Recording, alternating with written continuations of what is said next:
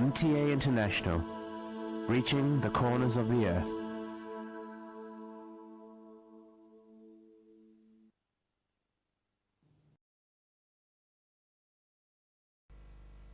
صلی علی رسولنا صلی علی محمد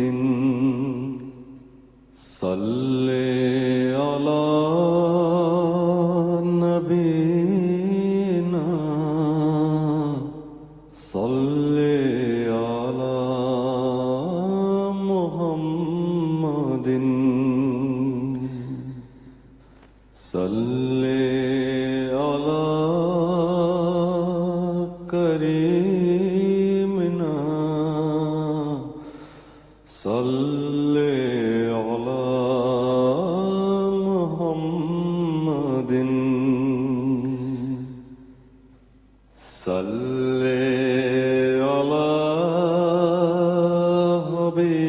حبیبنا صلی علی محمد صلی علی امامنا صلی علی محمد صلی علی نبینا صلی علی محمد صلی علی رسولنا صلی علی محمد صلی علی شفیعنا صلی علی محمد صلی علی کریمنا صلی علی محمد صلی علی حبیبنا صلی علی محمد صلی علی امامنا صلی علی محمد صلی علی رحیمنا صلی علی محمد صلی علی نبینا صلی علی محمد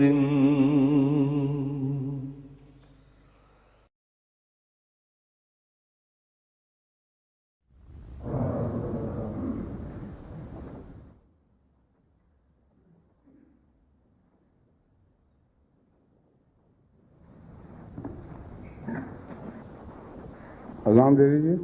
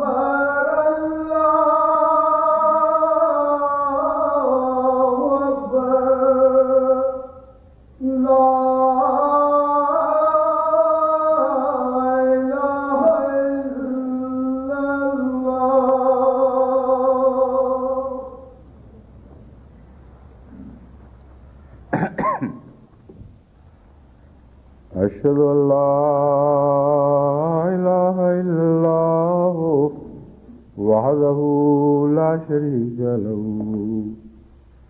وأشهد أن محمدا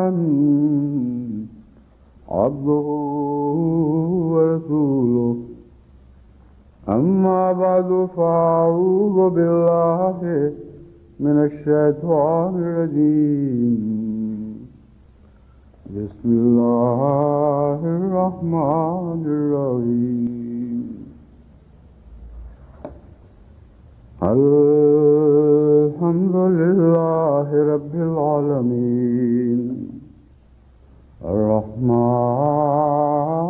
الرحيم مالك يوم الدين إياك نعبد وإياك نستعين اهدنا الصراط المستقيم صراط الذين أنعمت عليهم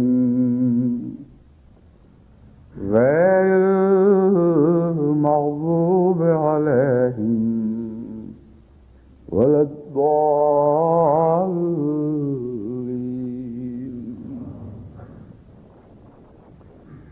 ومثل الذين ينفقون أموالهم ابتغاء مرضات الله وتثبيتا من أنفسهم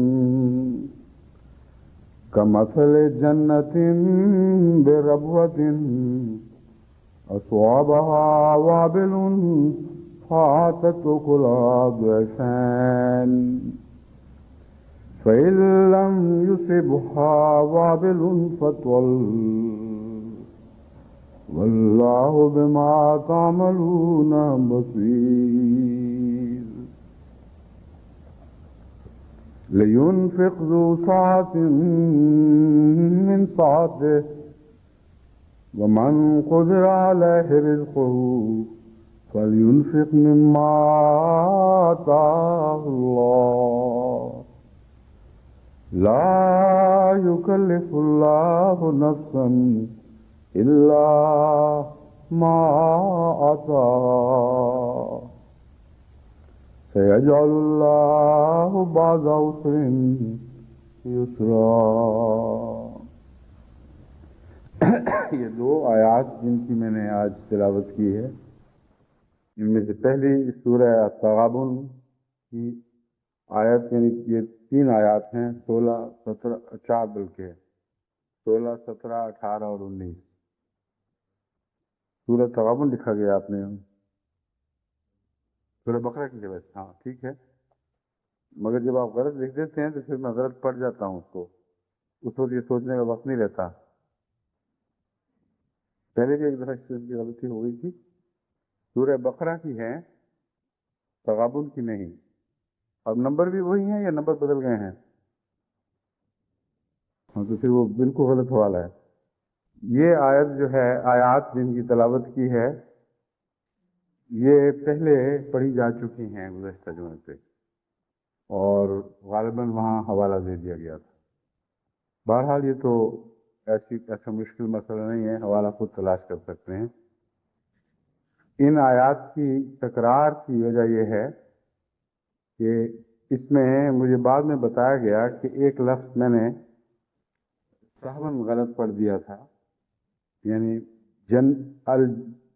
الجنتن کی بجائے الجنہ پڑھ دیا گیا تھا. جنتن بربوتن کی بجائے الجنت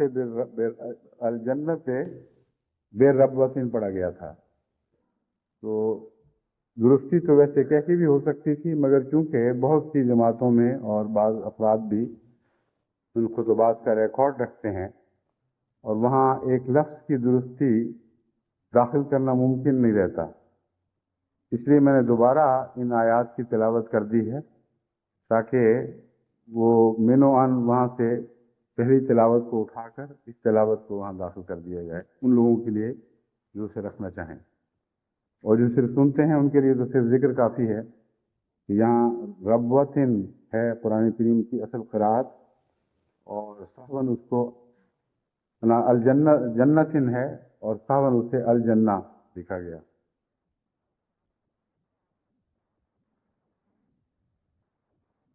दरअसल ये जो तगाबुल वाली बात है ये एक और आयात हैं कुछ, वो भी जुमे के लिए इसी के लिए रखी गई थी और ये गलती हो गई, हवाला बदल गया है, वरना तगाबुन की आयात भी माल से ताल्लुक़ रखने वाली मैंने जुमे के लिए मुंतखब की थी। मगर आज जो दूसरी आयत सुनी है ये सूरह तलाक की 8वीं आयत है, लियुनफ़िक़ ज़ू साअतिन मिन साअतिह, जिसका तर्जुमा ये है कि ताकि खर्च करे हर साहिब हैसियत अपनी हैसियत के मुताबिक। वमन क़ुदिरा अलैहि रिज़्क़ुहु, और वो शख्स भी जिस पर रिज़्क़ तंग किया गया है, यानी उसे निस्बतन कम अता हुआ है, फलयुनफ़िक़ मिम्मा आताहुल्लाह, उसके मुताबिक खर्च करे जितना उसे अल्लाह ने दिया है। ला युकल्लिफ़ुल्लाहु नफ़्सन इल्ला मा आताहा, अल्लाह ताला किसी जान पर उसकी हैसियत और तौफीक से बढ़कर बोझ नहीं डालता। और माँ आताहा में ये फरमा दिया कि हमने ही तो दिया है, हम कैसे भूल सकते हैं। देने वाले हाथ को पता है कि उसको क्या दिया गया है। तो हम जब तुमसे दीन की खिदमत में खर्च का तगादा करते हैं तो हरगिज़ ये मुराद नहीं कि जो तुम्हें हमने दिया ही नहीं उसमें से दो, अपनी तौफीक के मुताबिक दो। सयजअलुल्लाहु बादा उसरिन युसरा, अगर तंग दस्त भी हो तब भी दो, क्योंकि तंगदस्ती का इलाज खुदा की राह में खर्च से हाथ रोकना नहीं, बल्कि खुदा की राह में खर्च करना ही तंगदस्ती का इलाज है। तो माया सयजअलुल्लाहु बादा उसरिन युसरा, अल्लाह ताला तंगी के बाद आसाइश में तुम्हारे हालात को तब्दील फरमा देगा। बस वहाँ जो ये था कि तल का मजमून चल रहा था कि थोड़ा भी हो तो वो देते हैं। ये तो वो लोग हैं जिनको अल्लाह ताला की फजल से ये दिल की वसअत अता हुई है और ज़हन की, और ये आला ज़ौक़ अता किया गया है कि खुदा की राह में हर हाल में खर्च करना है। ज़्यादा हो तब भी करना है, कम हो तब भी करना है, और उनका कम भी खुदा के यहाँ ज़्यादा लिखा जाता है। यहाँ ऐसे लोग मुखातब मालूम होते हैं जिनके दिल में अपनी गुर्बत तरद्दुद पैदा करती है, और कई किस्म के वो सवाल उठाते हैं कि वो तो साहिब तौफीक लोग हैं, उनको तो बहुत कुछ मिला हुआ है, उन्होंने दे दिया तो क्या फ़र्क पड़ता है, हमारा तो रोज़मर्रा का जीना मुश्किल हुआ है। अल्लाह ताला के नज़दीक कोई भी खुदा की राह में खर्च करने से मुबर्रा नहीं। अगर रोज़मर्रा का जीना भी मुश्किल है तो उस मुश्किल में उस हिसाब से कुछ ज़रा सा इजाफा खुदा की खातिर कर लो, और वो मुश्किलात उस खर्च की बरकत से दूर होंगी। बस ये बहुत ही अजीम नुस्खा है गुर्बत दूर करने के लिए कि वो लोग जो गरीब हों, खुदा की राह में जब वो खर्च करते हैं तो उनका माल कम नहीं होता बल्कि बढ़ जाता है। ये मज़मून तहरीक जदीद के हवाले से चल रहा है। तहरीक जदीद के चंदों के सिलसिले में एक वजाहत भी ज़रूरी है। मुझे कोरिया की जमात की तरफ से ये जायज़ शिकवा मौसूल हुआ है कि आपने कोरिया का बिल्कुल जिक्र नहीं किया, हालांकि यहाँ एक नई जमात, उठती हुई जमात पैदा हुई है अल्लाह के फज़ल के साथ, और एक पहलू से वो सब दुनिया पर सबकत ले गई है, क्योंकि उसका फ़ी का चंदा स्विट्ज़रलैंड के चंदे से भी बकदर 100 पाउंड फ़ी का ज़्यादा है। वो जहाँ हमने स्विट्ज़रलैंड का जिक्र तहसीन और तारीफ से इसलिए किया था कि लोगों के दिल में शौक़ भी पैदा हो और उनके लिए खसूसियत से दुआ की तहरीक हो। ये बिल्कुल छोटी सी जमात है, और बहुत से ऐसे मुहाजिरीन हैं यहाँ जिनको अभी तक कानूनी तौर पर भी कोई तसल्ली नहीं कि कुछ रह भी सकेंगे कि नहीं। वहाँ छोटी मोटी तजारतें करते हैं या बाद मजदूरियाँ करके गुजारा कर रहे हैं, लेकिन खुदा ने वुसअत क़ल्बी अता फरमाई है اور اس پہلو سے تحریک جدید کے چندے میں فیکس کے حساب سے وہ ساری دنیا پر سبقت لے گئے ہیں۔ ایک اور مجھے شکوہ ملا تھا زائر کی طرف سے۔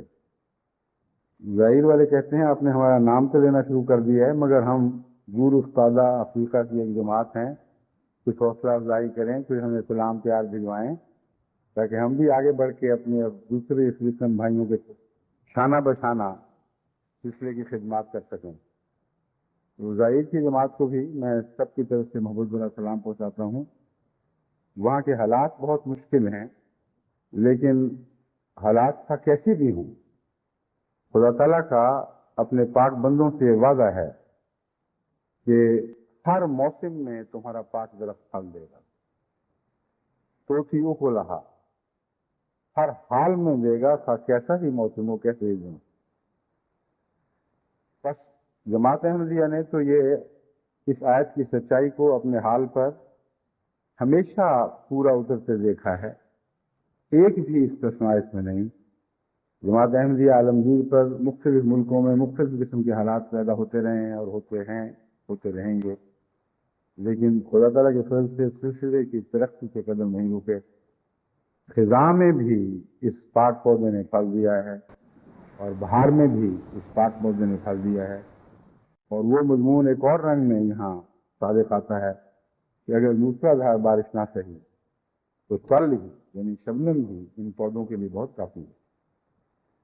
حضرت مسیح موعود علیہ الصلوۃ والسلام نے بھی اس مضمون کو اپنے ایک مصرع میں یوں بیان فرمایا، ایک شعر میں یوں بیان فرمایا، بہار آئی ہے اس وقت خزاں میں، لگے ہیں پھول میرے بوستان۔ یہ لوگوں کے ہاں تو خزاں آتی ہے تو پت جھڑ ہو جاتا ہے، مگر یہ کیسا خدا، کیسا فضل کرنے والا خدا ہے کہ میرے بوستان پر خزاں میں بھی بہار آ گئی اور لگے ہیں پھول میرے بوستان، اللہ کی رحمت کی وجہ۔ تو جماعت احمدیہ کو یہ مضمون سمجھنا چاہیے، کیوں بہار آتی ہے وقت خزاں میں؟ اس لیے کہ خدا کے بندے اپنے وقت خزاں میں بھی بہار کی طرح کونپی نکالتے، خرچ سے رکتے نہیں، سخت تنگی کی حالت میں بھی جب ان پر خزاں کا دور گزرتا ہے، ان کے دل سے خدا کی محبت کی کونپلیں پھوٹتی ہیں اور وہ خدا کی راہ میں وہ پھول نچھاور کرتے ہیں اخلاص کے، تھوڑے تھوڑے قربانیوں کے پھول دکھائی دیتے ہیں، مگر اللہ کی نظر میں ان کی بہت عظمت ہے۔ بس وہ لوگ جو اپنا حال خدا کی خاطر، خدا کی رضا کی خاطر دنیا سے الگ بنا لیتے ہیں، یاد رکھو خدا ہمیشہ ان سے دنیا سے الگ سلوک کرتا ہے، ان کی فضائیں بھی بہاروں میں تبدیل ہو جایا کرتی۔ بس جماعت احمدیہ کو اپنے ہر چندے کے وقت اس بنیادی اصول کو ہمیشہ پیش نظر رکھنا چاہیے، اور عالمگیر جماعت میں خدا کے فضل سے یہ بات نمایاں طور پر دکھائی دے رہی ہے، مگر جو نومبائین ہیں مجھے اس وقت ان کی فکر ہے۔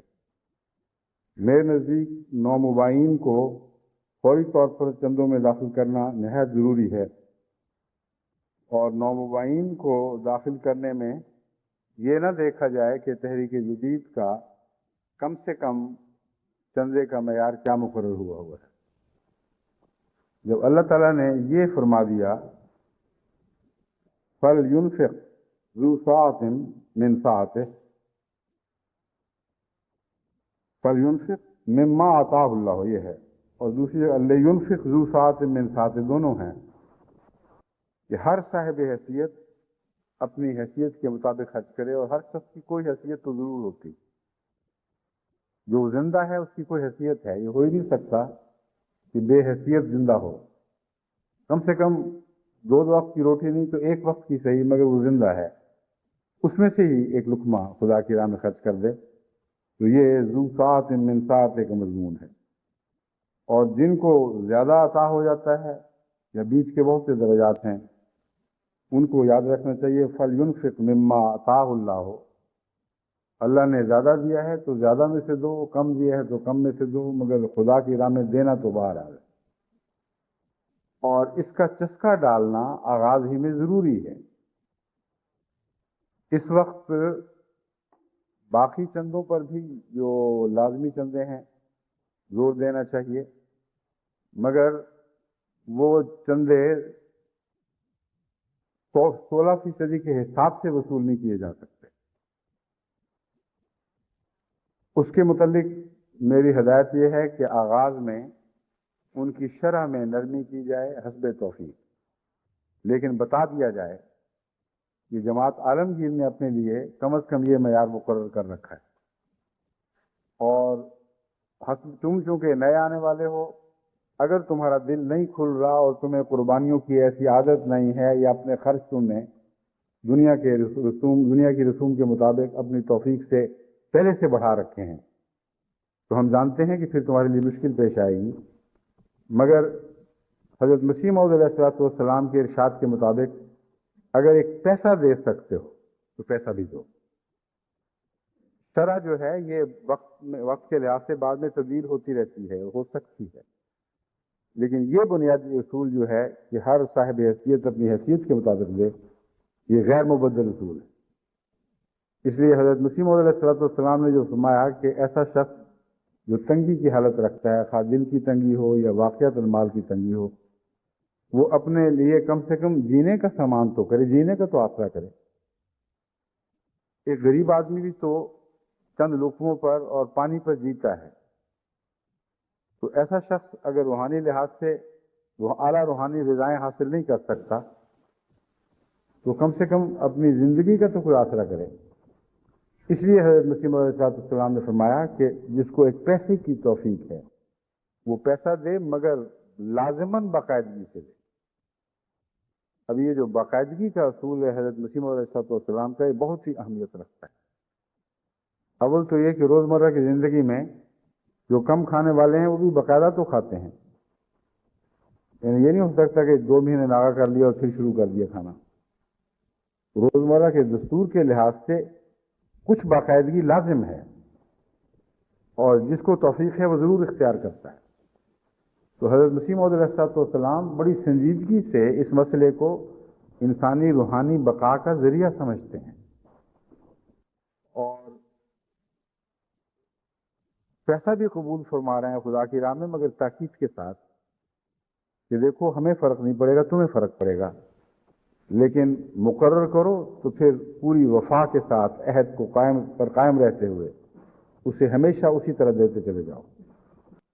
اور یہ جو قانون ہے کہ حسب توفیق دو اور پھر باقاعدہ دو، یہ ایسا قانون ہے جو نشو و نما پاتا ہے۔ اس کے اندر ہی خدا تعالیٰ نے نشو و نما کی کل رکھ دی ہے، اور ایسا شخص جو باقاعدگی سے تھوڑا دینا شروع کرتا ہے لازماً بڑھاتا ہے، اس کا دل بھی کھلتا ہے، اس کی توفیق بھی بڑھتی چلی جاتی ہے، اور جو پیسہ ہے وہ آنوں میں، آنے روپوں میں، یعنی جو بھی دنیا میں مختلف کرنسیز ہیں، ایک درجے کا جو سکہ ہے دوسرے درجوں میں تبدیل ہوتا چلا جاتا ہے، یہاں تک کہ ہزاروں دینے والے لاکھوں میں چلے جاتے ہیں، لاکھوں والے کروڑوں میں داخل ہو جاتے ہیں۔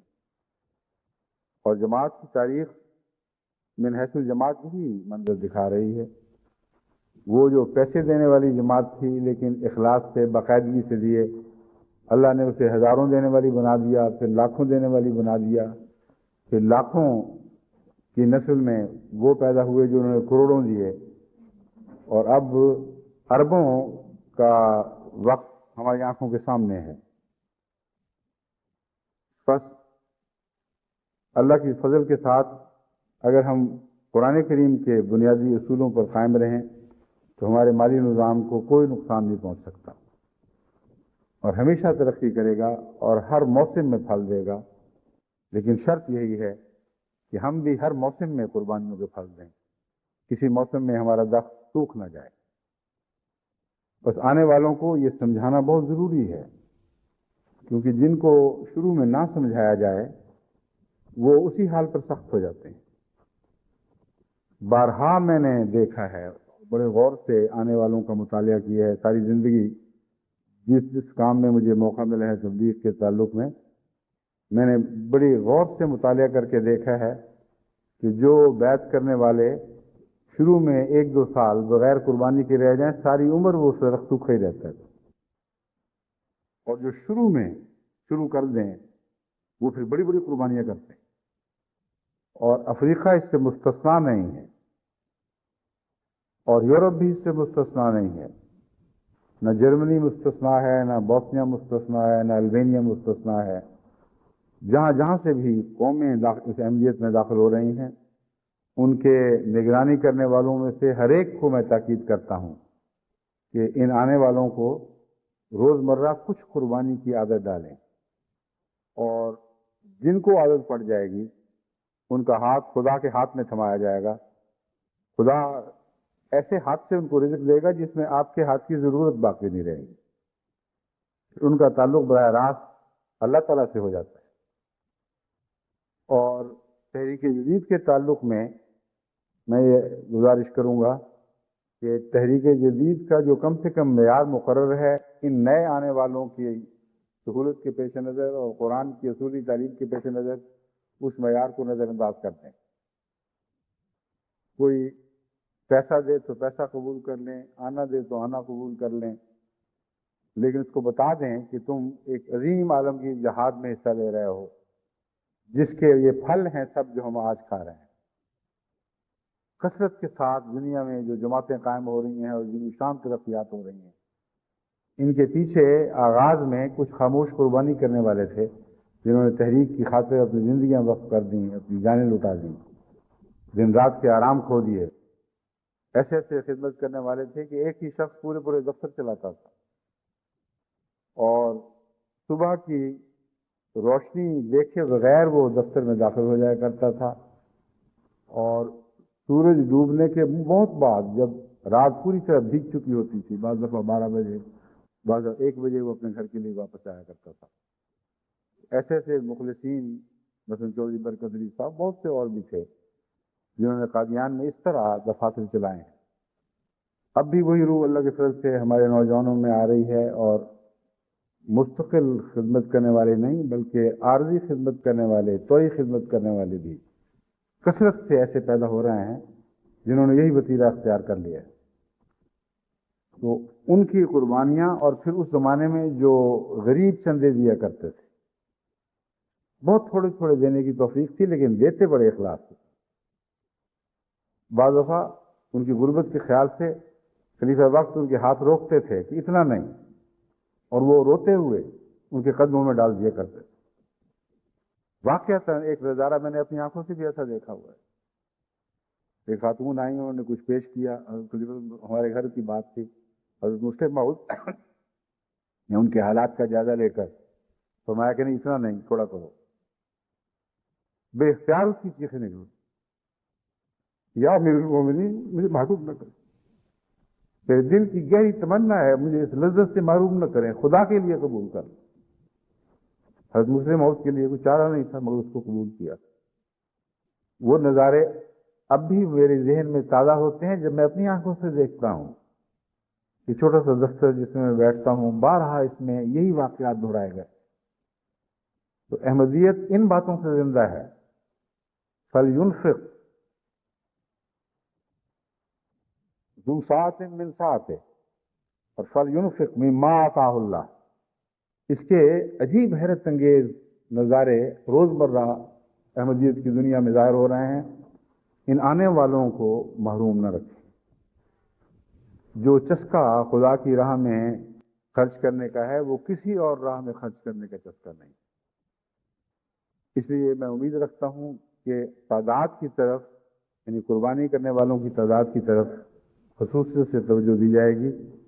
میرے سامنے میں نے کہا تھا مجھے اعداد و شمار دوبارہ دیں، لیکن وہ غالباً بھول گئے ہیں یا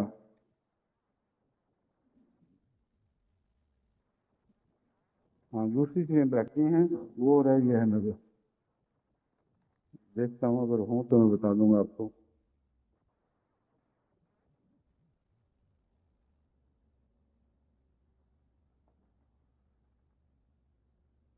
تعداد مجاہدین یہاں ہے ذکر۔ تعداد مجاہدین کے لحاظ سے اس وقت جو صورتحال ہے موازنہ میں پیش کرتا ہوں۔ 1992-93 میں عالمگیر مجاہدین جنہوں نے تحریک جدید میں حصہ لیا تھا 1,59,259 تھے، 69,259 تھے۔ 93 میں اللہ تعالیٰ کے فضل سے یہ تعداد بڑھ کر 1,83,536 ہو گئی۔ مگر جہاں ایک ایک سال میں 4 لاکھ سے زائد بیعتیں ہو رہی ہوں، وہاں جو نیا میدان کھلا ہے اس کی طرف توجہ نہ کرنا ایک نہایت ہی ظالمانہ غفلت ہوگی۔ اس لیے جہاں جہاں تبلیغ ہو رہی ہے اور اللہ کے فضل سے ہر جگہ اب شروع ہو چکی ہے، وہاں اگر نومبائین کو ہی داخل کر دیں تو دیکھتے دیکھتے 1 ملین تک یہ تعداد پہنچ سکتی ہے۔ خواہ رقم میں نمایاں اضافہ نہ بھی ہو، کوئی فرق نہیں پڑتا۔ اخلاص سے دیا ہوا ایک پیسہ اپنی ذات میں بڑھنے کی طاقت رکھتا ہے، کسی اور کو اس کی فکر کی ضرورت نہیں ہے۔ آج جو دیں گے کل ان کے اموال بھی بڑھیں گے اور خدا کی راہ میں جو پیش کریں گے ان کی بھی تعداد مقدار بڑھتی چلی جائے گی۔ بس یہ ایک ایسی ضروری نصیحت تھی جو گزشتہ مرتبہ بیان کرنے سے رہ گئی تھی، اس کو امید ہے آپ سب پیش نظر رکھیں گے۔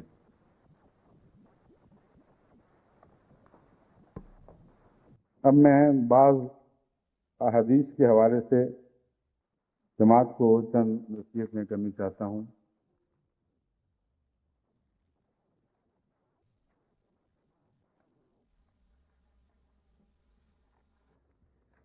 لیکن ایک اور سوال بھی انہوں نے یہاں رکھا ہوا ہے، وہ میری نظر سے پہلے رہ گیا تھا، اس پر بھی گفتگو ضروری ہے۔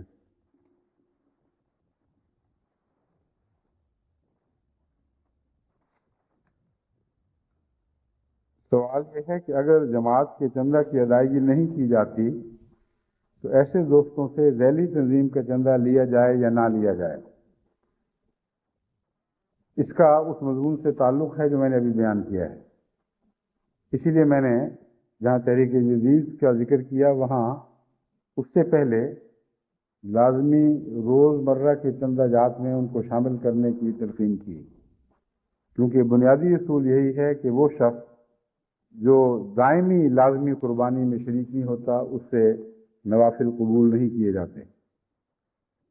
مگر بعض استثناء ایسے ہوتے ہیں جہاں اس قانون کی سختی سے پابندی نہیں کی جا سکتی۔ آنے والوں کو مستقل لازمی قربانی کے نظام میں شامل کرنا ہمارا اولین فرض ہے، لیکن اگر وہ طوعی طور پر تحریک جدید ہی میں شامل ہو جائیں تو اس سے بھی ان کو مستقل مالی نظام کا حصہ بننے میں مدد ملے گی اور طاقت نصیب ہوگی۔ اس لیے یہاں اتنے زیادہ ٹیکنیکلٹیز میں اور قانونی ایچ پیچ میں مبتلا نہ ہوں، بلکہ چندے کی روح کو پیش نظر رکھتے ہوئے اعلیٰ مقصد کی خاطر ان کی زندگی کی حفاظت کے لیے ان سے تالیف قلب کا سلوک کریں۔ اور قرآن کریم نے جہاں مؤلف قلوب کی بات فرمائی ہے، وہاں عام لوگوں سے ہٹ کر وقتی طور پر کچھ عرصے کے لیے ایک نرم سلوک کا اشارہ نہیں بلکہ واضح ہدایت ملتی ہے، اور اس کا تعلق اس نظام سے بھی ہے۔ بس نئے آنے والوں کے جواب کے تعلق میں میرا جواب یہ ہے کہ خواہ لازمی چندہ ابھی شروع نہ بھی کیا ہو، وہ طوعی چندے میں اگر شوق سے حصہ لینا چاہیں تو یہ کہہ کر آپ نے انکار نہیں کرنا کہ آپ نے لازمی چندے میں حصہ نہیں لیا۔ 6 مہینے 9 مہینے سال کچھ عرصہ تربیت کے گزاریں، پھر بعد میں انفرادی حالات دیکھ کر فیصلے ہوں گے۔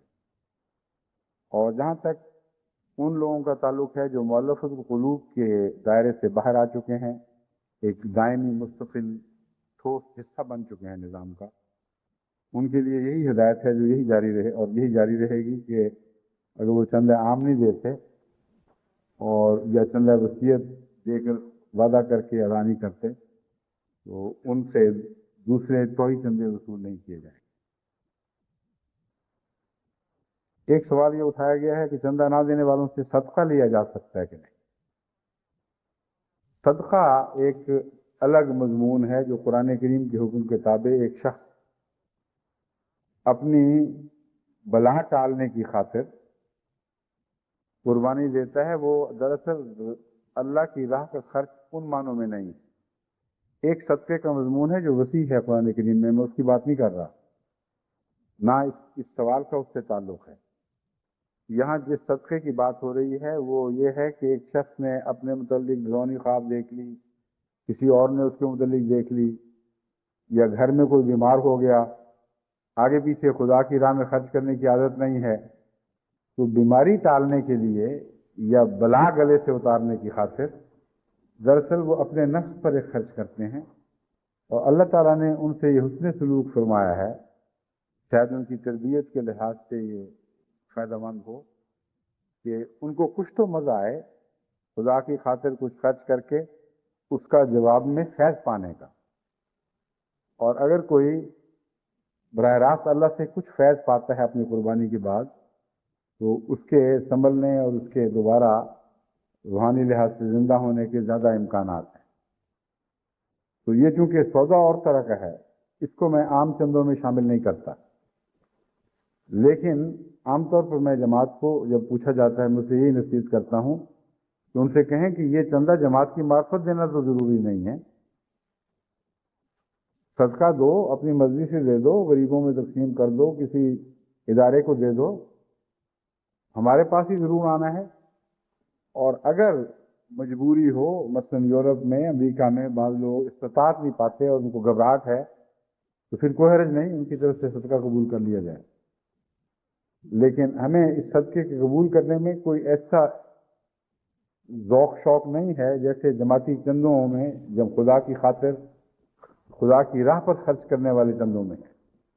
اس میں تو ہم بہت جان لڑاتے ہیں، کوشش کرتے ہیں، محنتیں کرتے ہیں، سمجھاتے ہیں، فائدے بتاتے ہیں کہ کسی طرح لوگوں کے دل کھلیں، لیکن یہ اور مضمون ہے، اس میں اگر وصول کرنا پڑے کر لیں ان کی مدد کی خاطر تو کوئی مذاکرہ نہیں۔ جماعت کوریا کا جو میں نے بیان کیا تھا اس کے اعداد و شمار اب میرے کاغذات میں سے نکل آئے ہیں، ان کی فی کس ادائیگی 260 پاؤنڈ 81 پینس ہے، 100 سے کچھ کم فرق ہے۔ سوئٹزرلینڈ کی 174 پاؤنڈ 38 پینس تھی، اور ان کی اللہ تعالیٰ کے فضل سے 260 پاؤنڈ 81 پینس ہے، جو خدا کے فضل سے پہلے سے ان سوئٹزرلینڈ کے مقابل پر بہت نمایاں طور پر آگے بڑھ گئی ہے۔ گزشتہ سال ان کی قربانی وہ بھی بہت معیاری تھی، 136 پاؤنڈ فی کس کے حساب سے تھی۔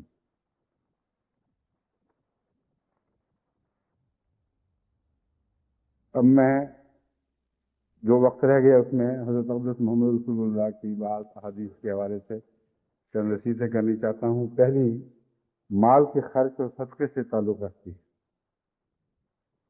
مسلم کتاب البر میں یہ حدیث حضرت ابو ہریرہ رضی اللہ تعالیٰ عنہ سے درج ہے کہ حضرت صلی اللہ علیہ وسلم نے فرمایا، صدقہ دینے سے مال کم نہیں ہوتا۔ یہاں جو صدقہ ہے یہ وہی وسیع مضمون ہے جس کی طرف میں نے اشارہ کیا تھا۔ ایک صدقہ، ایک اصطلاحی صدقہ عرف عام میں رائج ہو چکا ہے کہ گلے سے بلا ٹالنے کی خاطر مجبوراً کچھ غریبوں کو دے دو۔ یہ جو صدقہ ہے یہ بہت وسیع لفظ ہے جو قرآن کریم میں استعمال ہوا ہے، اور انہی معنوں میں حضرت صلی اللہ علیہ وسلم فرماتے ہیں۔ اس میں زکوٰۃ بھی آ جاتی ہے اور دوسرے بعض اعلیٰ اخراجات بھی آ جاتے ہیں۔ رسول اللہ صلی اللہ علیہ وسلم فرماتے ہیں کہ صدقہ دینے سے مال کم نہیں ہوتا، اور اللہ تعالیٰ کا بندہ جتنا کسی کو معاف کرتا ہے اللہ تعالیٰ اتنا ہی زیادہ اسے عزت میں بڑھاتا ہے۔ مال کم نہیں ہوتا اور جتنا معاف کرتا ہے اتنا عزت میں بڑھاتا ہے، ان دونوں مضامین کا کیا تعلق ہے؟ بظاہر تو ایک دوسرے سے ہٹی ہوئی دو الگ الگ باتیں ہیں، لیکن حضرت صلی اللہ علیہ وآلہ وسلم کے چھوٹے چھوٹے فکروں میں بے انتہا حکمت کے موتی پروئے ہوتے ہیں، اور بعض دفعہ وہ موتی گہرائی پانی کی تہہ میں ملنے والے موتی ہیں، غوطہ لگانا پڑتا ہے، بعض دفعہ کھلے کھلے دکھائی دے جاتے ہیں۔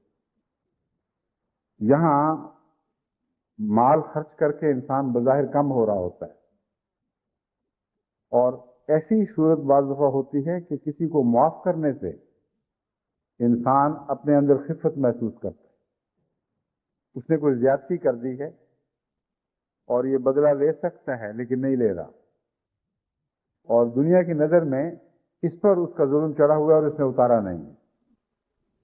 ایسی صورت میں بسا اوقات بے عزتی کا سوال ہوتا ہے جو معافی کی راہ میں مانے ہو جاتا ہے۔ یہاں وہ مضمون ہے جو حضرت صلی اللہ علیہ وسلم بیان فرما رہے ہیں، کیونکہ اس کی جزا یہ بتائی اتنا ہی زیادہ اسے عزت میں بڑھاتا ہے۔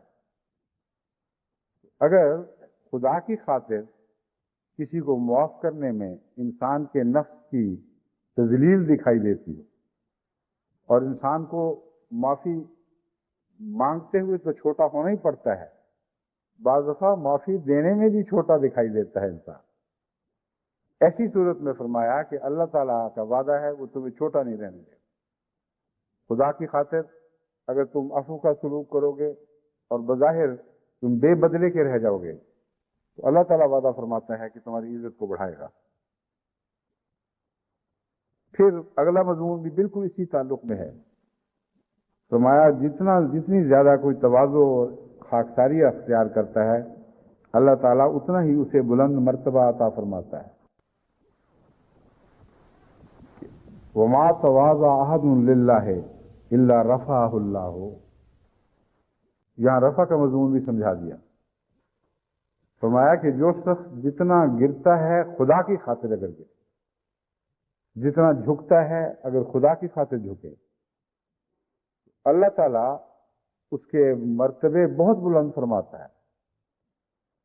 ایک اور حدیث میں اس مضمون کو یوں بیان فرمایا ہے، اذا تواضع العبد رفعہ اللہ الی السماء السابع فی سلسلۃ یا فی السلسلۃ، کہ اللہ تعالیٰ کے حضور جو شخص عاجزی اختیار کرتا ہے گر جاتا ہے، اللہ تعالیٰ اسے ایک زنجیر سے باندھ کر 7ویں آسمان تک بلند کر دیتا ہے، اور وہاں بھی لفظ رفع استعمال ہوا ہے۔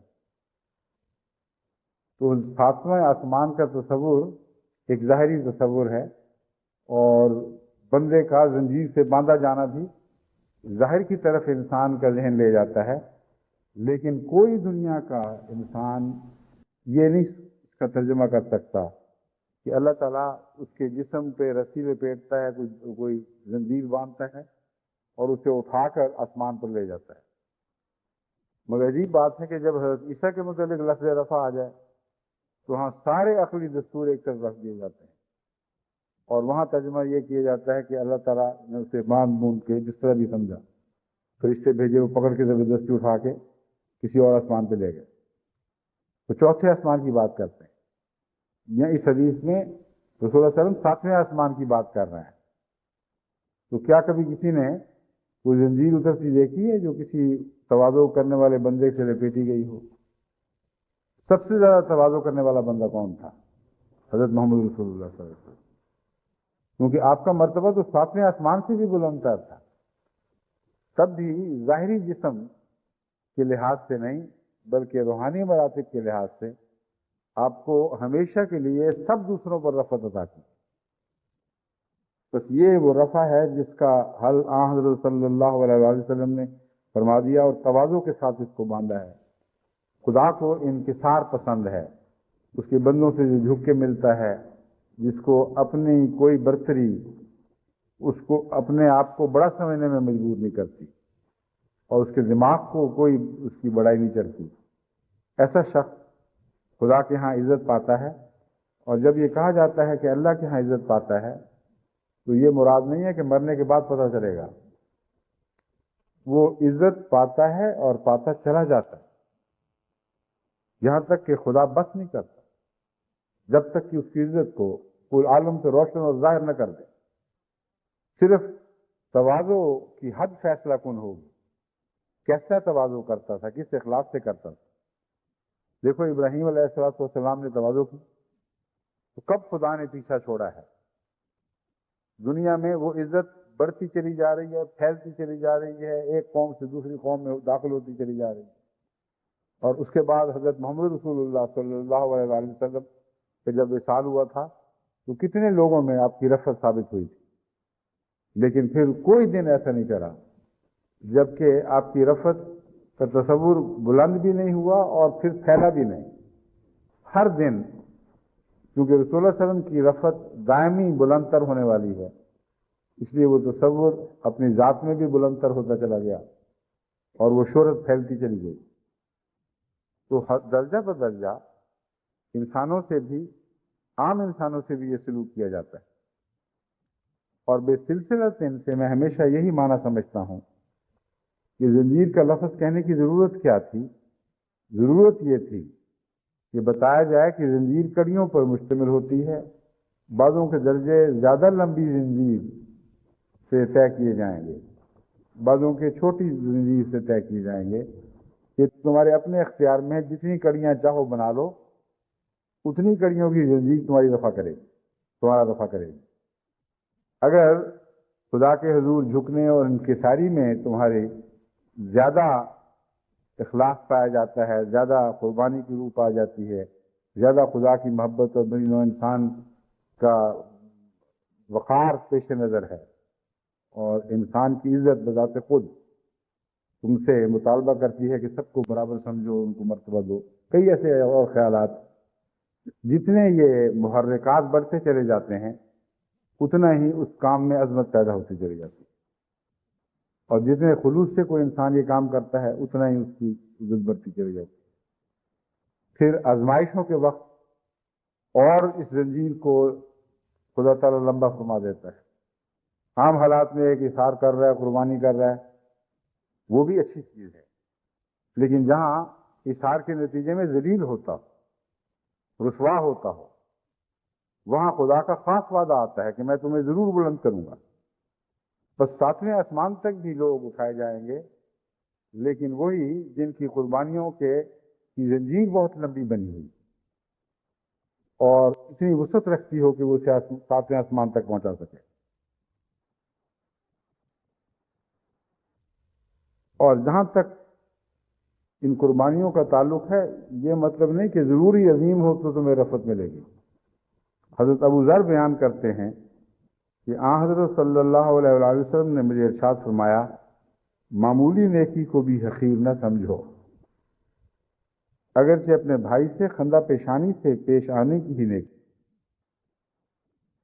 اب یہ بھی بہت ہی گہرا مضمون ہے، جیسا کہ میں نے کہا تھا، معمولی چندہ دے کر بھی اگر تم خدا کی محبت حاصل کر سکتے ہو تو معمولی ہی دو، مگر دو ضرور۔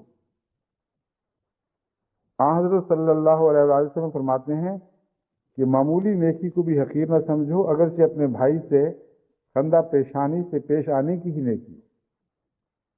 اور یہ معمولی نیکی جو ہے حضرت صلی اللہ علیہ وسلم کے نزدیک یہ عام دنیا میں بہت بڑی نیکی بن چکی ہے اب، کیونکہ حضرت صلی اللہ علیہ وآلہ وسلم جس مکارم الاخلاق پر فائز تھے، جس بلندی پہ آپ کا قدم تھا، آپ نے بہت چھوٹی نیکی جو دیکھی وہ یہ کہ خندہ پیشانی سے پیش۔ اور یہاں حال یہ ہے کہ اپنے بچوں سے بھی لوگ خندہ پیشانی سے پیش نہیں آتے، اپنی بیویوں سے بھی خندہ پیشانی سے پیش نہیں آتے، اپنی بہنوں بھائیوں سے بھی خندہ پیشانی سے پیش نہیں آتے، اور ناک بھوں چڑھا کے بات کرتے ہیں، اور یہاں تک کہ کئی بچے تنگ آ کے بڑے درد کا اظہار کرتے ہیں۔ آج ہی کی ڈاک میں مجھے اپنے ایک تحقیق کا جواب ملا ہے جس کا بالکل اسی مضمون سے تعلق ہے۔ ایک بچی نے اپنے باپ کی بدسلوکی بد اخلاقی سے تنگ آ کے مجھے لکھا کہ خدا کے واسطے ہمارے گھر کا ماحول درست کرا دے۔ نیک آدمی ہے مگر نیکی کے نام پر اتنی سختی ہے کہ ہماری زندگی عذاب بنی ہوئی۔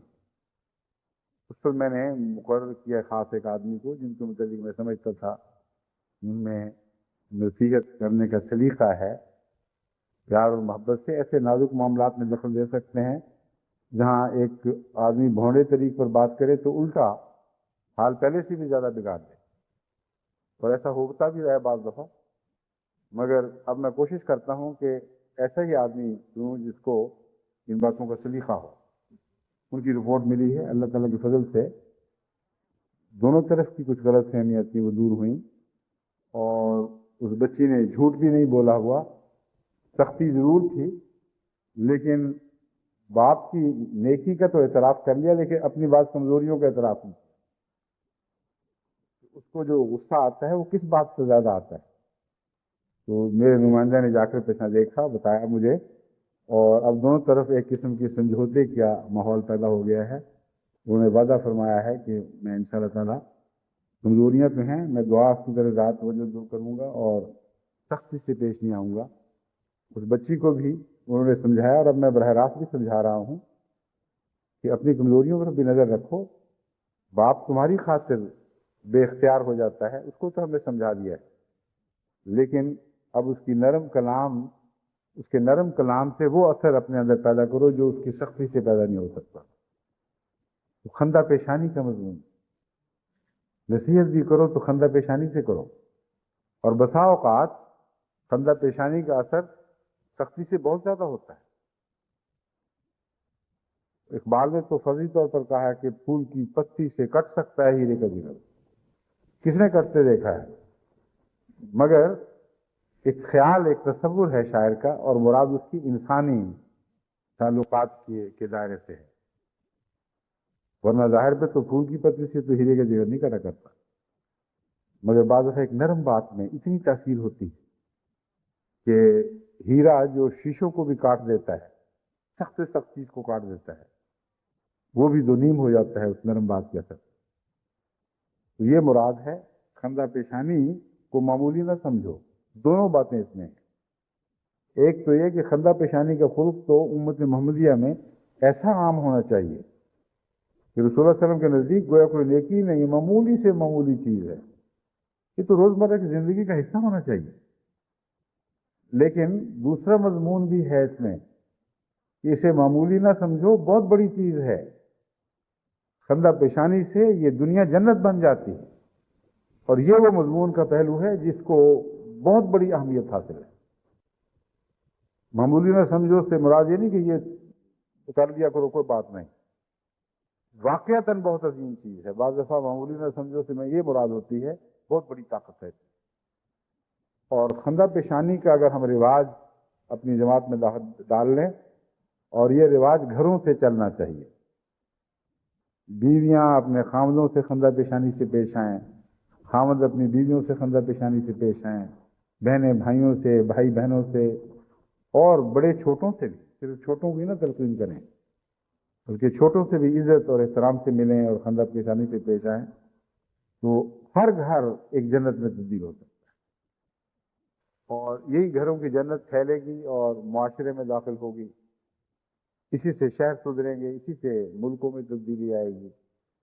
یہی وہ طاقت ہے جس نے تمام دنیا میں کایا پلٹ دینی، انقلاب برپا کر دینا۔ بس احمدیوں کو جو تبلیغ میں غیر معمولی جذبہ رکھتے ہیں، ان کو خندہ پیشانی کو اختیار کرنا چاہیے، کیونکہ میرا یہ تجربہ ہے، ہمیشہ سے یہی تجربہ ہے کہ زیادہ عاقل اور تعلیم یافتہ مبلغ سے خندہ پیشانی رکھنے والا مبلغ کا طریقہ اختیار کرنے والا مبلغ ہمیشہ زیادہ کامیاب ہوتا ہے۔ جس کی باتیں میٹھی ہوں، اس کے بول دلوں میں اترتے ہیں، اور لوگوں کے بس میں نہیں رہتا اس کا انکار۔ اس کی ذات میں جو ایک جاذبیت پیدا ہو جاتی ہے، اس سے پھر دراصل ان کی توجہ اس کی ذات سے ہٹ کر ان کے پیغام کی طرف منتقل ہو جاتی ہے۔ بس خندہ پیشانی کو معمولی نیکی نہ سمجھو، یہ مضمون بہت گہرا ہے، اور اس میں ڈوب کر اس پر غور کریں تو آپ کو خصوصیت سے تربیت اور تبلیغ کا ایک بہت بڑا اور کارآمد اور مجرب نسخہ ہاتھ آ جائے گا۔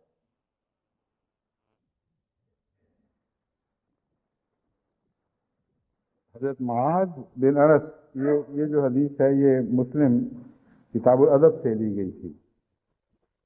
اب مسند احمد بن حنبل کی ایک حدیث ہے، حضرت معاذ بن انس رضی اللہ تعالیٰ عنہ بیان فرماتے ہیں کہ حضرت صلی اللہ علیہ وآلہ وسلم نے فرمایا، سب سے بڑی فضیلت یہ ہے کہ تو قطع تعلق کرنے والے سے تعلق قائم رکھے، اور جو تجھے نہیں دیتا ہے اسے بھی دے۔ اور جو تجھے برا بھلا کہتا ہے اس سے تو درگزر کر. بس یہ وہی اسی مضمون کی اور شاخیں ہیں جو شروع سے میں بیان کر رہا ہوں. ہر نیکی اپنی مختلف شاخیں رکھتی ہے، اور آن حضرت صلی اللہ علیہ وآلہ وسلم ہر نیکی کو اس طرح تفصیل سے بیان فرماتے ہیں کہ اس کی جڑوں کے اوپر بھی روشنی ڈالتے ہیں، اس کے تنے پر بھی روشنی ڈالتے ہیں، اس کے رنگ، اس کی خوشبو، اس کے پھول پتوں پر جو شاخیں پھیلتی ہیں ان کی بھی پیروی فرماتے ہیں. ہر بات کو پوری طرح کھول کر ہمارے سامنے رکھ دیا. کہتے ہیں، فرماتے ہیں بڑی فضیلت یہ ہے کہ تو قطع تعلق کرنے والے سے تعلق قائم رکھے. اور اکثر معاشرے کی خرابیوں میں جب تحقیق کی جاتی ہے تو کہتے ہیں اس نے تعلق توڑا ہے، اس نے کاٹا ہے، وہ ذمہ دار ہے. رسول کریم صلی اللہ علیہ وآلہ وسلم نے یہ فرمایا ہے کہ ٹھیک ہے تم نے نہیں توڑا، جس نے توڑا ہے اس سے تعلق رکھو گے تو پھر میرے نزدیک تم صاحب فضیلت ہو. جو تعلق قائم رکھتا ہے اس سے تعلق قائم کرنا کون سی فضیلت ہے؟ تعلق کے جواب میں تو تعلق خود بخود پیدا ہو جاتا ہے. غیر بھی اگر آپ سے کوئی پیار کا اظہار کرے تو آپ کو فوری طور پر اس سے کچھ تعلق پیدا ہو جاتا ہے. رستہ چلتے مسافر سے کسی سے آپ پیار سے بات کر لیں تو وہ آپ سے تعلق قائم کر لیتا ہے. اس لیے یہ بہت بڑی حکمت کی بات ہے. فرمایا بڑی فضیلت یہ ہے کہ قطع تعلق وہ کر رہا ہے اور تو اس سے تعلق رکھے، اس کو فضیلت کہتے ہیں. اور یہی چیز ہے اگر وہ اپنا لی جائے تو معاشرے سے بہت بڑے فسادات ختم ہو جائیں. بہت تکلیف دہ واقعات رونما ہوتے ہیں، اور ان میں سے مختلف وجوہات ہیں جو بعد میں بیان کر چکا ہوں. ایک بڑی وجہ یہ ہے کہ کہتے ہیں اس نے پہل کی ہے، اس نے ہم سے منہ موڑا ہے، اس نے فلاں رشتے پہ ہمیں بلایا نہیں، اس کا حق تھا اپنی بہن کا خیال رکھتا، اس نے تعلق کاٹ لیا. اب ہم کیوں ایسی بات کریں؟ سبک سر ہو کے کیا پوچھیں کہ ہم سے سرگراں کیوں ہو؟ یعنی وہ یہ کہہ رہے ہیں کہ اگر کوئی سرگرانی کرے گا تو ہم سر جھکایا، ہم ہلکے سر والے کہلائیں. یہ شاعری کی باتیں فضول بےہودہ اعلی اخلاق کے مضامین نہیں ہیں. حضرت صلی اللہ علیہ وسلم فرماتے ہیں تم سبک سر بنو گے تو خدا کے حضور تمہارا سر بلند ہوگا اور اس میں اس کو عظمت نصیب ہوگی. بس خدا کی خاطر جہاں تعلق تم سے کاٹا جا رہا ہے وہاں تعلق جوڑ کے دکھاؤ. پھر فرمایا جو تجھے نہیں دیتا اسی کی دے. جو دیتا ہے اس کے متعلق تو یہ حکم ہے کہ اس سے بڑھ کر دو، یا اس کے لیے دعائیں کرو، اس کے لیے کچھ ایسا کرو کہ تمہارے دل کو یقین ہو جائے کہ جتنا اس نے تمہارے لیے کیا تھا اس سے زیادہ تم کر بیٹھے ہو. فرمایا یہ تو ہے ہی، لیکن ہم تمہیں اس طرف توجہ دلاتے ہیں کہ جو نہیں دیتا اس کو بھی دو. ورنہ جو دینے والے ہیں ان کے آپس کے تعلقات تو قائم ہو جائیں گے. جو سوسائٹیاں نہ دینے والے ہیں ان کے درمیان اور ان لوگوں کے درمیان ایک خلیج حائل ہو جائے گی. اور اسلام کا جو معاشرہ ہے اس میں اوپر کے طبقے اور نیچے کے طبقے میں کوئی خلیج نہیں ہے. ان کو جوڑنے کا ایسا عظیم انتظام فرمایا گیا ہے، جیسے ہوا کی سرکولیشن کا انتظام کیا جاتا ہے. جہاں چھتیں چھوٹی ہوں وہاں بعض دوسرے ذرائع سے پنکھے وغیرہ لگا کر سرکولیشن کا انتظام کیا جاتا ہے تاکہ اوپر کی ہوا نیچے کی ہوا مل جائے. قرآن کریم اس مضمون کو بیان کرتے ہوئے فرماتے ہیں لِكَيْ لَا يَكُونَ دُولَةٌ مِّن بین میں لفظ آیت پوری یاد نہیں، مضمون یاد ہے. فرماتا ہے کہ یہ نہ ہو کہ امیر امیروں کو ہی تحفے بھیجتے رہیں اور امیروں سے قبول کرتے رہیں، تاکہ تم آپس میں اوپر کے دائرے میں بھی تمہارے درمیان چیزیں گھومتی رہیں. اصل نیکی یہ ہے کہ جو غریب طبقہ ہے جس سے تمہارے لین دین کے تعلقات نہیں ہیں ان کو دو، تاکہ یہ سرکولیشن ایک اوپر کے دائرے میں نہ گھومے، اوپر سے نیچے کی طرف بھی آئے. حفظان صحت کے جو روحانی اصول ہیں ان کو حضرت صلی اللہ علیہ وسلم سے جب آپ سنتے ہیں یوں لگتا ہے کہ اس زمانے کے جدید ترین سائنسدان حفظان صحت کے اصولوں پر جو دریافتیں کر رہا ہے، روحانی دنیا کے لحاظ سے ان سب کا علم حضرت صلی اللہ علیہ وسلم کو اس زمانے میں پہلے دے دیا گیا تھا. کوئی چیز آپ سے اوجھل نہیں رکھی. تو یہی مضمون ہے جو فرما رہے ہیں کہ جو نہیں دیتا اسے بھی دے، بلکہ ایک قدم اور آگے بڑھ. جو تجھے برا بھلا کہتا ہے اس سے درگزر کر. جو نہیں دیتا یہ وہاں احسان کی بات تھی. یہ منفی مضمون شروع ہو گیا، بدی کی. اگر کوئی نہیں دیتا تو اسے کچھ دے، یعنی اچھی چیز دے.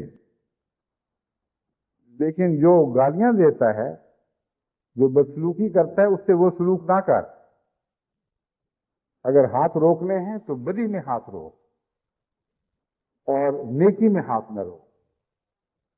یہ وہ مضمون ہے جسے حضور صلی اللہ علیہ وآلہ وسلم نے اپنی امت کے اخلاق سے حوالے سے ہمارے ان پر روشن فرما دیا ہے. تو تمام دنیا کی جماعتیں ان باتوں پر خوب غور کریں اور جو سنتی ہیں وہ آگے ان لوگوں تک پہنچائیں جو نئے آنے والے ہیں اور براہ راست حضرت اقدس محمد رسول اللہ صلی اللہ علیہ وآلہ وسلم سے تربیت کے محتاج. کوئی تربیت ایسی نہیں جیسے رسول اللہ علیہ وسلم کے الفاظ کی تربیت، جیسی اس میں طاقت ہے، جیسے اس میں سادگی ہے، جیسا دلوں میں ڈوبنے کی وہ صلاحیت رکھتی ہے. کوئی دنیا کی نصیحت اس کا مقابلہ نہیں کر سکتی. بس ان چھوٹے چھوٹے سادہ سادہ جملوں میں ڈوب کر پہلے خود ان مضامین کو سمجھیں اور پھر ان کے ذریعے تمام امت کو، بنی نوع انسان کو امت واحدہ بنانے کی کوشش کریں. یہ اخلاق ہی ہیں جو امت واحدہ بنانے میں کامیاب ہوں گے. عقائد ایک ہو کر بھی امت واحدہ نہیں بنایا کرتے.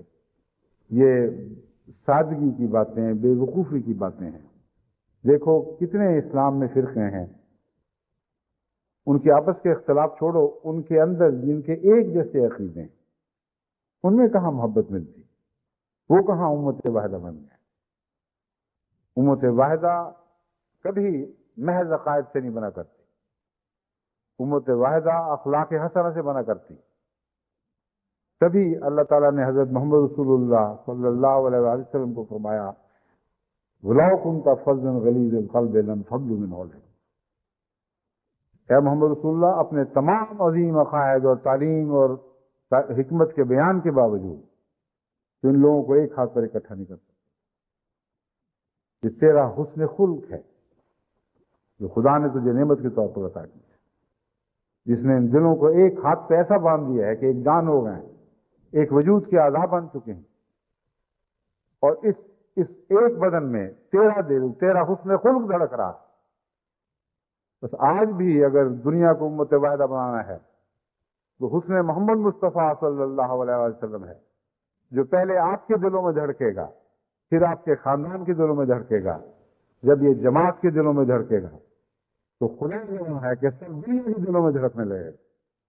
اور ہم خدا کے فضل سے وہ خوش نصیب ہوں گے جو محمد رسول اللہ کے نور کی برکت سے تمام دنیا کو امت واحدہ بنانے میں کامیاب ہو جائیں گے. اللہ تعالیٰ ہمیں توفیق عطا فرمائے.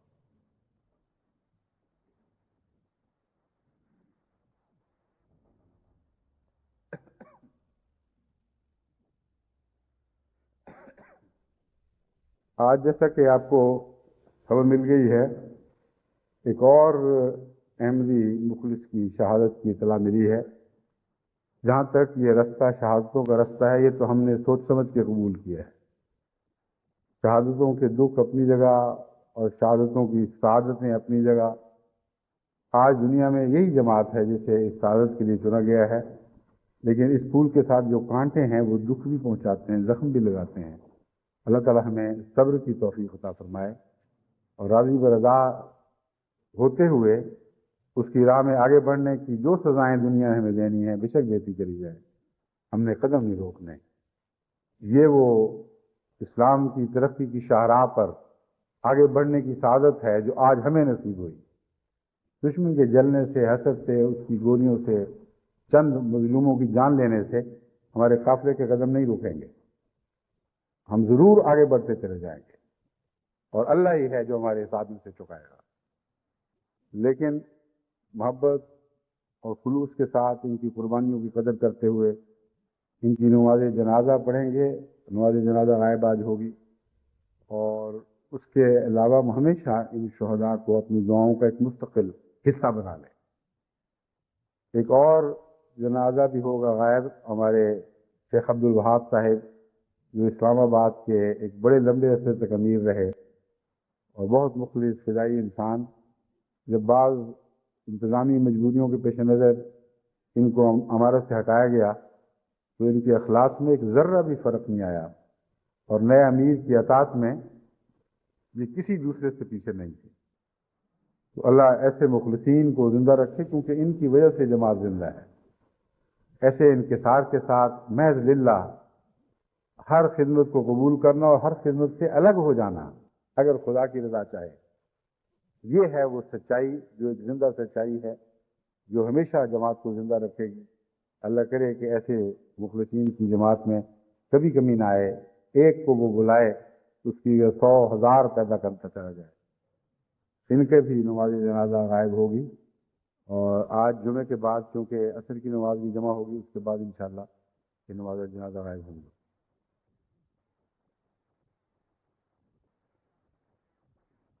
الحمد للہ نحمده ونستعینه ونستغفره ونؤمن به ونتوکل علیہ ونعوذ باللہ من شرور انفسنا ومن سیئات اعمالنا